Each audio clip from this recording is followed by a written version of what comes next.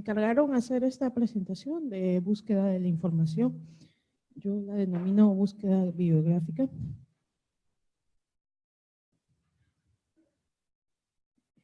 Siempre cuando he hecho esta presentación, he pensado de que si en la época de Marco hubiera conocido Google, de repente hubiera encontrado a su mamá más rápido, o el Facebook, de repente Instagram, ¿no? Bueno, algunos de ustedes me dirán, ¿y quién es Marco? ¿No? Porque de repente ni saben quién es Marco. Estoy pensando seriamente en buscar otro dibujito más de época.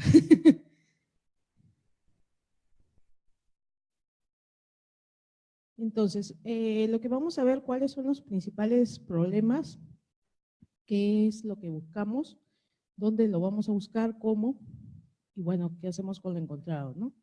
Y algunas conclusiones.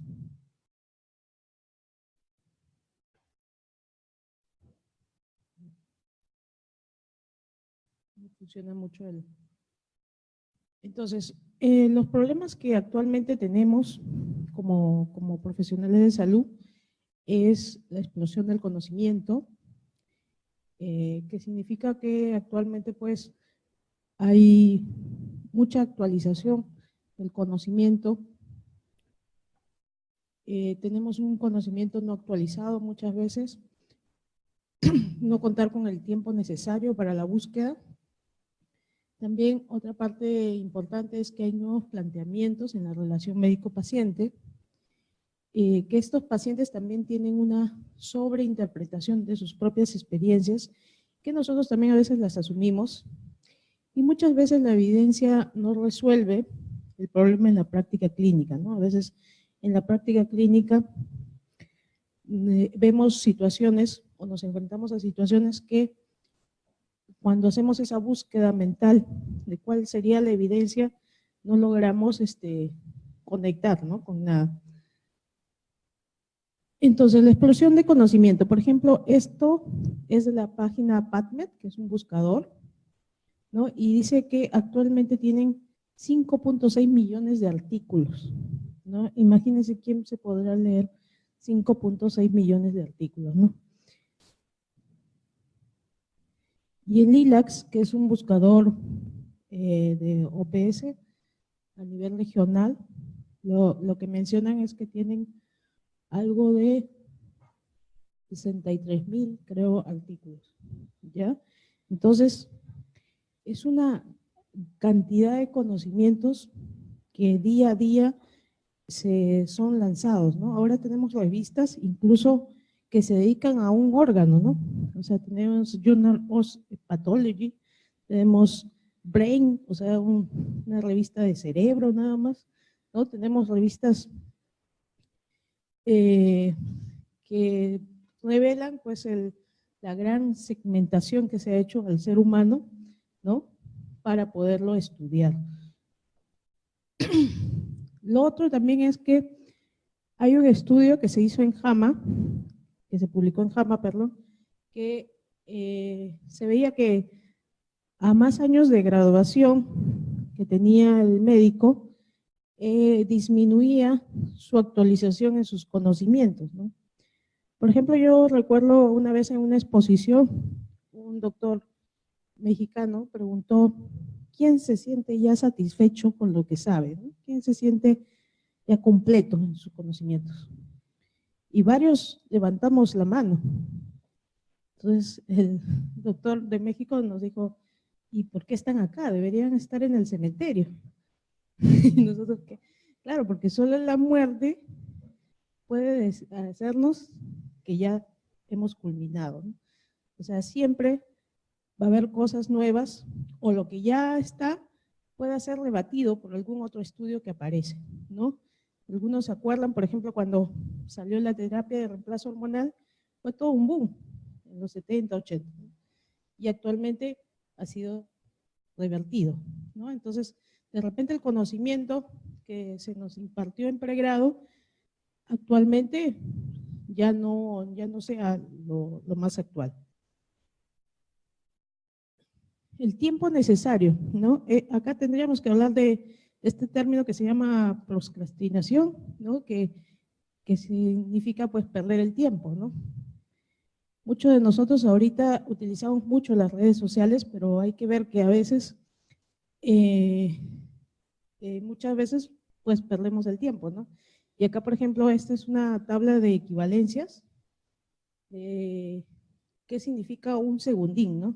Es media hora, por lo menos, en las redes, ¿no? Solo miro el correo, 45 minutos, ¿no? Entonces, un momentito, una hora, ¿no? Ya voy, 3 horas. Una hora y media y me voy, ¿no? Y ya está amaneciendo, son las 4 o 5 y has estado por ahí merodeando toda la noche y no encontraste lo que tú querías. Entonces, algo que es muy importante es organizar el tiempo, ¿no? Tener un horario para revisar el correo, tener un horario para revisar las redes, ¿no? Y tratar de sistematizarlo en nuestro plan de vida, porque eso nos va a hacer que nuestro tiempo sea rentable y sea bien utilizado. Nuevos planteamientos de la relación médico-paciente. Actualmente nosotros tenemos, se dice, unos pacientes muy impacientes, ¿no? Entonces, uno de los factores es la comorbilidad, ¿sí? Tenemos, desde el primer nivel, tenemos ya la coexistencia de varias patologías, ¿no? Entonces, cuando uno lee las guías, generalmente las guías son por enfermedades, las guías de práctica clínica. Pero entonces, si mi paciente tiene 5 patologías, tengo que aplicar las 5 guías, ¿no? Entonces, la comorbilidad es un factor que no podemos dejar de lado actualmente, ¿no? Por ejemplo, en Estados Unidos, el 33% de la población ya tiene 2 a 3 comorbilidades y el 1% ya tiene de 6 a 9 comorbilidades, ¿sí? Entonces, cuando a mí en alguna reunión me dice, el primer nivel de atención es para atender lo más básico, lo más sencillo, yo me quedo extrañada, ¿no? O sea, porque si atender a una persona con 5 o más comorbilidades y encima ver la parte emocional, ¿no? Que es importante también ver la parte mental, realmente no, pues lo que se hace en primer nivel no es algo sencillo, ¿sí? El otro punto es la iatrogenia, que es los errores médicos, ¿no? Les comento que yo, mi tesis para graduarme de pregrado, se llamaba así, errores médicos de la prescripción médica, ¿sí? Y así como a Paula, me llamó mi grupo que me iba a evaluar, porque primero en mi Universidad Nacional de Trujillo, ahí tú presentas a un grupo, a un comité de investigación, y me llamaron y me dijeron textualmente, los médicos no cometemos errores. Ok. Entonces tienes que ponerle características de la prescripción. Y salió así como características de la prescripción. Pero hay un documento de OMS que habla de errores médicos, ¿no? Y por eso se puede, hay estudios de iatrogenia. Entonces, no podemos pasar desapercibido. El otro gran problema que también tenemos son problemas de salud extravagantes, ¿no? Yo le he puesto extravagantes porque resultan hasta a veces complejos, podría ser, ¿no? Por ejemplo, las señoras de la tercera edad que dicen, vengo porque tengo varices, ¿no? Y tú dices, pues sí, tiene que tenerlas, ¿no? Pero quiero que me las desaparezca, ¿no? O el señor, el caballero que dice, vengo porque se me cae el cabello, ¿no?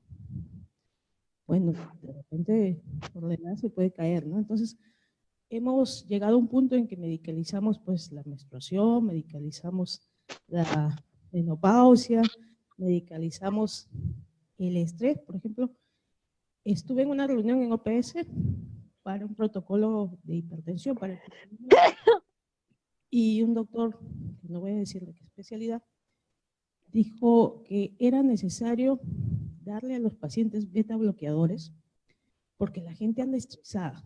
Entonces, si anda estresada, tiene taquicardia. Entonces, el beta bloqueador va a hacer que le baje la frecuencia cardíaca y por ende le disminuya la presión arterial. Entonces, todos nos quedamos, ¿no? Porque era su sustento científico. Entonces, yo le dije, doctor, ¿vamos a medicalizar el estrés?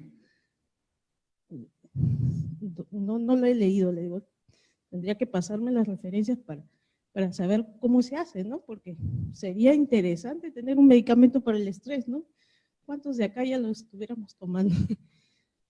Bueno, entonces hay que tener bien claro de poder, en esa relación médico-paciente, hacer comprender al usuario de que algunos de los problemas son propios del curso de vida, ¿no?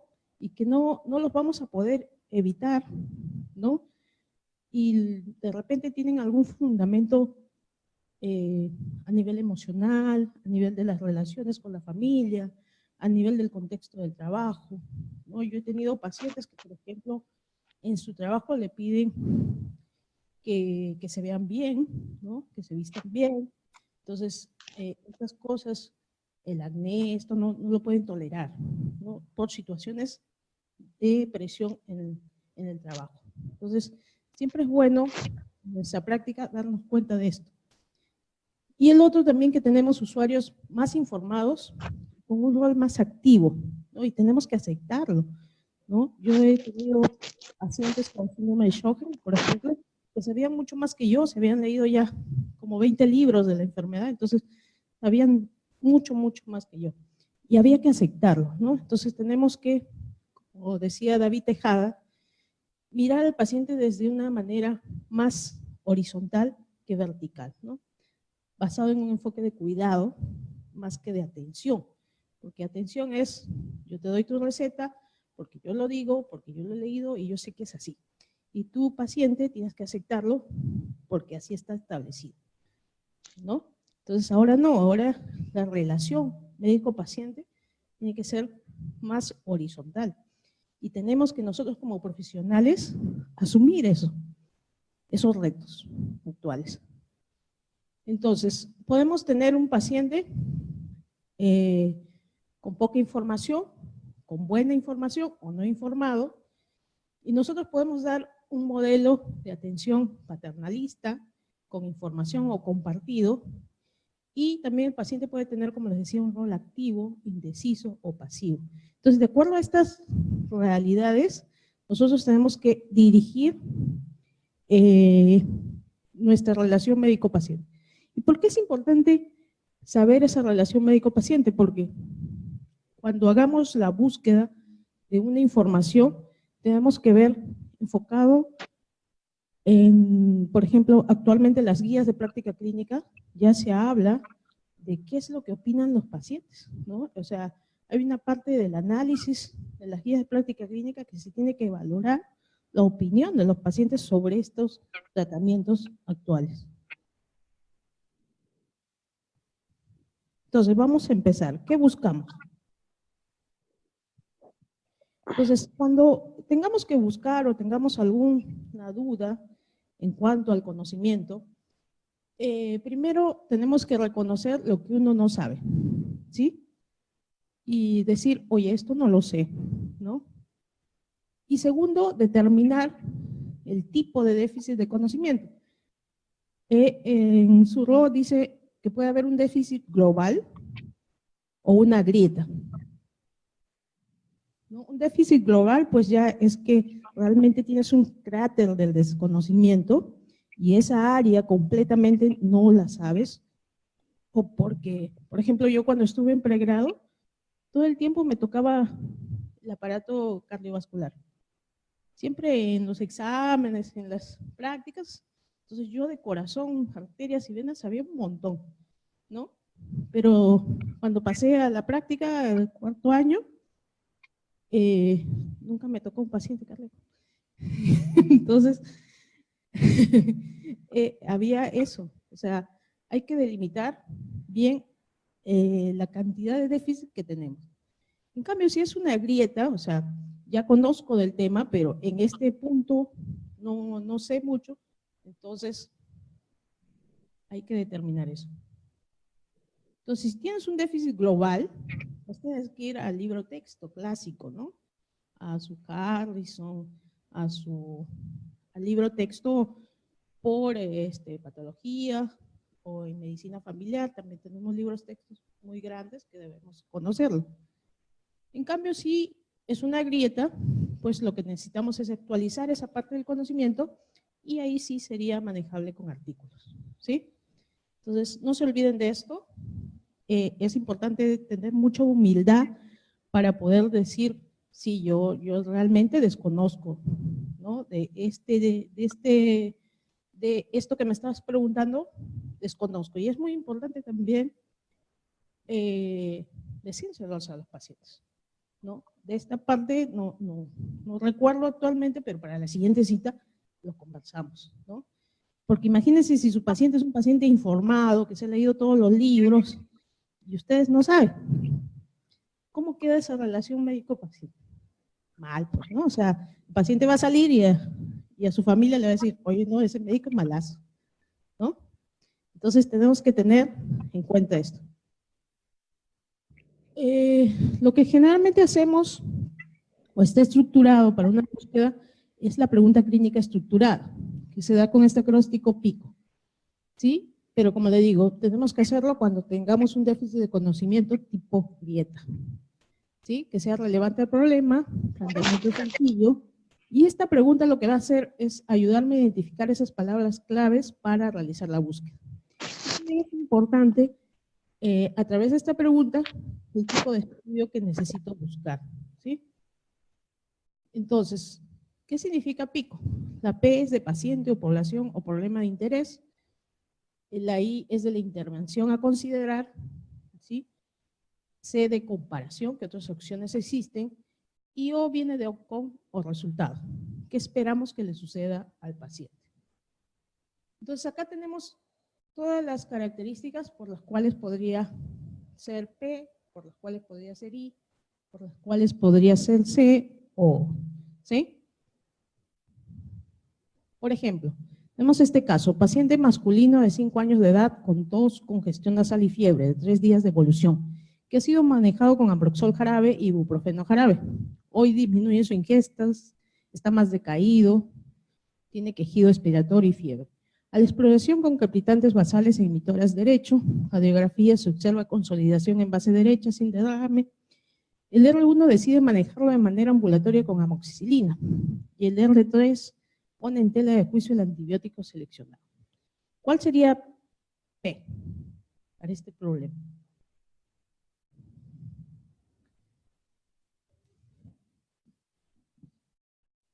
Pacientes menores de 5 años. Paciente menor de 5 años, ¿ya? ¿Cuál sería ahí la intervención? Antibiótico terapia, ¿no? Antibiótico amoxicilina, ¿no? Ambulatorio. ¿C? Compararlo con otro antibiótico. Compararlo con otro. ¿Y la O? ¿Cuál sería el resultado?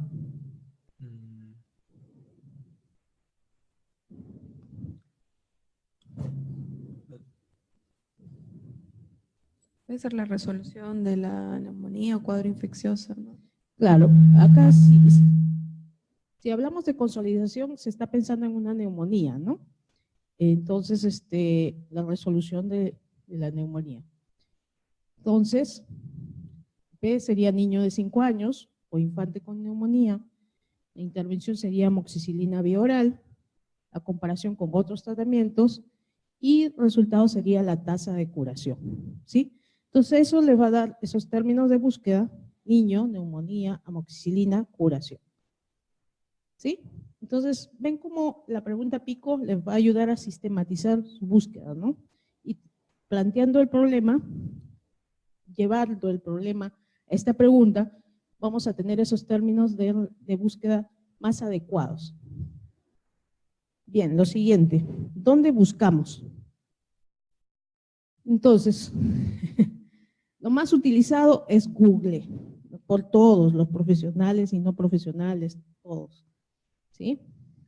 Luego tenemos las fuentes de información y bueno, ya Paulina les habló de Sihut, que es información pirata, digamos, ¿no? Ya vamos a hablar.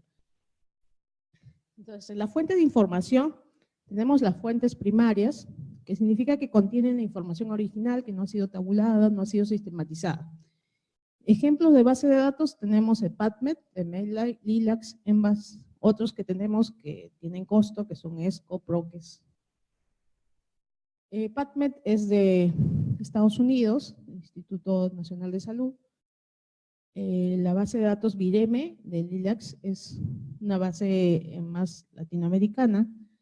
Embase es más europea. Este es el link de PubMed.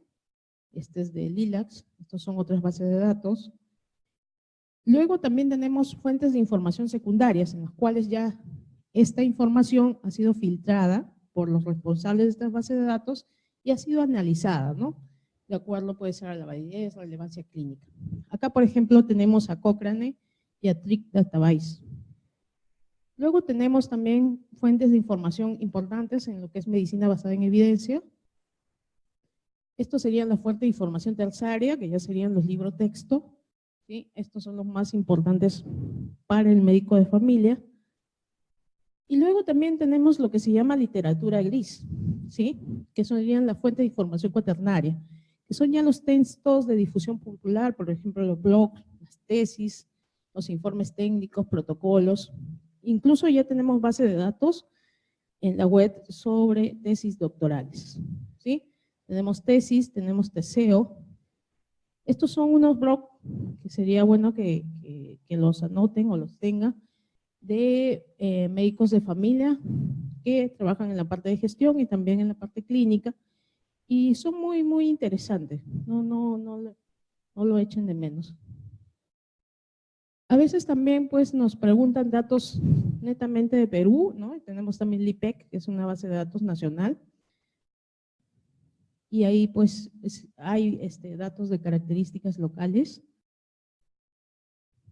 También tenemos Cielo Perú, donde están las bases de datos de las revistas como país que tenemos. Y bueno, cuando ya has ido a todas esas fuentes de información, primaria, secundaria, terciaria y cuaternaria, ¿qué te queda?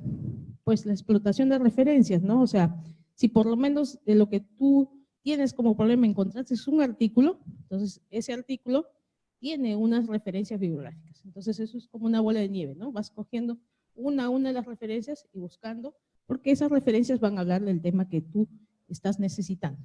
¿Sí? Eso se llama efecto de bola de nieve. La búsqueda manual, que no es muy aconsejable, pero es de repente yo estoy queriendo buscar sobre neumonía, entonces busco en PubMed, puedo poner neumonía journals, me salen todos los journals de neumonía y uno a uno voy en los index, voy buscando, ¿no? El artículo que quiero. El otro que también para mí es muy, muy importante es el contacto de expertos, ¿sí? Generalmente en los artículos siempre está el correo del investigador principal. Si es del extranjero, no tengan miedo de escribirlo. Así, de la forma más amical, doctor, he visto su trabajo, necesito información porque estoy preparando mi tesis. Y yo les digo que en un 99% les van a responder, yo he hecho eso y me han mandado incluso vía correo toda la presentación, ¿sí? Todos los artículos, incluso sus libros, ¿sí? Entonces, no tengan miedo, eso es algo muy, muy, muy bueno. Estos son los journals de medicina familiar más importantes, hay muchos más. ¿Cómo buscamos? Entonces, hay que empezar buscando de lo más general a lo más específico, es decir, no de principio pongan los 4 o 5 términos que tengan de su palabra pico, de repente cojan 2 que son las más importantes y de ahí van aumentando. Otro punto es que los motores de búsqueda no distinguen entre mayúsculas y minúsculas, tampoco se utilizan signos de puntuación o guiones, no utilice preposiciones, artículos, porque si no, esa palabrita, por ejemplo, la, le, el, para o sobre, va a ser considerado un término de búsqueda. Entonces, todos los artículos que tengan la palabra el, o la, o los, va a ser considerado en su búsqueda, ¿sí? Si quieren una frase exacta, ustedes saben ya esa frase, utilicen comillas, les va a servir. También pueden utilizar el símbolo asterisco cuando buscan diferentes variantes de un término. También, una vez que ya encontraron sus resultados, pueden utilizar filtros que les va a salir en los buscadores, por ejemplo, los que sean menos de 5 años, que sean solo en español o solo en inglés, solo en humanos. Esto es un buscador PubMed, mucho bien conocido. Acá está su página. Acá ustedes pueden poner su dirección. Otro punto importante que muy pocas personas lo saben es que ustedes se pueden suscribir, ¿ya? Y es gratuito. Ahí donde dice Maizán, ustedes se inscriben y si realizan una búsqueda o están en una búsqueda, a su correo les puede llegar los nuevos artículos que salgan de esa búsqueda que ustedes necesitan. Entonces ya no tienen que estar entrando, sino que a su propio correo les va a llegar cómo están buscando. Este es el buscador. Si quieren también pueden hacerlo ya avanzado. Por ejemplo, acá no pusimos arritmia, me salen 161,000 artículos. Entonces, puedo utilizar estos operadores como o i, ¿sí? Si utilizamos o, me va a incluir ambos conjuntos, y si utilizamos i, me va a disgregar entre los que tengan solo esos dos términos. Entonces, por ejemplo, acá pusimos arritmia ventricular y ya se disminuye a 60,916. Si ustedes se olvidan, perdón, acá, si ustedes se olvidan de colocar y solo ponen los términos, siempre van a ser considerados como i. También pueden poner o, y como le digo, va a buscar de cada uno, y ahí aumenta, ¿no? 357,000. También puede ser A, pero no B. También es un término que se puede utilizar en la búsqueda. Por ejemplo, acá arritmia not ventricular y le salen todos los artículos de arritmia, pero que no sean ventriculares. Como les decía, pueden usar asterisco y entre comillas. Otro también que nos olvidamos o no conocemos mucho es de los vocabularios controlados de términos. En Medlight se llama METCH, ¿no? En el cual ustedes ya pueden acceder a una base de datos donde hay términos que ya han sido definidos, ¿no? Entonces, lo importante de esto es que se utiliza un término para cada concepto y le simplifica pues la búsqueda, ¿no? Por ejemplo, si utilizan como Medlight sin utilizar el Thesaurus Match, ustedes pueden colocar para adulto mayor old people, elderly o very old, ¿no? Pero todos esos, según el diccionario Match, es age, ¿sí? Entonces, es importante también entrar a este diccionario que ya lo tiene PubMed y ver cuál es la palabra más adecuada, ¿sí? Acá les dejo unos videos para que sepan cómo utilizarlos. También pueden utilizar límites, como les decía, o filtros. También hay preguntas también clínicas. Y en Vireme es casi similar. Esto es cómo hacen la pregunta, el buscador. Este es Trick Database. Lo interesante de Trick Database es que te sale para poder buscar como pregunta pico, ¿no? Ustedes pueden poner el P, I, C, O. Y bueno, si ya no encontraron en ninguno de esos lo que ustedes querían, pues la vieja confiable, ¿no? Google. Entonces, ¿qué van a hacer en Google? Pues definir las palabras claves. Preferible utilizar Google Académico, porque si buscan cáncer les va a buscar hasta los doctores especialistas en cáncer, los consultorios especialistas en cáncer, naturistas y todo lo demás. Entonces, preferible Google Académico, que es la selección de artículos. Siempre a mí me encanta poner la búsqueda y terminar en PDF o asterisco.pdf. Entonces le va a buscar artículos que estén completos y estén en PDF. Conviene buscar en idioma inglés. Hablábamos del idioma, que es muy importante. Bueno, el inglés es importante. Y para mí, pues definitivamente el mejor buscador es PubMed. Pero como les digo, si no se puede, Google. Pero ¿qué pasa? Ya encontré el artículo y me sale que cuesta 209 euros, ¿no? Y ahora, ahí está. Para eso tenemos a Sihoot, que es un repositorio donde ustedes pueden obtener el artículo. Y acá ustedes tienen que colocar el DOI, que lo pueden encontrar en PubMed o en Crossrefer, y el enlace está ahí. Ustedes colocan el DOI, acá a este nivel arriba, y pueden encontrar el artículo completo, sin pagar nada. Esta es otra partecita de Sihoot, que es para encontrar libros. Hay muy buenos libros de medicina familiar en Library Genesis. Entonces, conclusiones, porque ya me están votando. Defina lo que necesita encontrar, ¿sí? Hay que sistematizar, hay que tratar de que sea una pregunta pico. Elija el lugar más adecuado para buscar, de primaria, secundaria o terciaria, y no olvidar la literatura gris, porque de repente ahí pueden encontrar muy buenas cosas. Utilice pues los conectores, los términos controlados, límites, filtros. Luego también hay que hacer otros talleres de cómo es la lectura crítica, ¿no? Porque ya lo tengo y ahora cómo lo leo. Y no se olviden del congreso, por favor.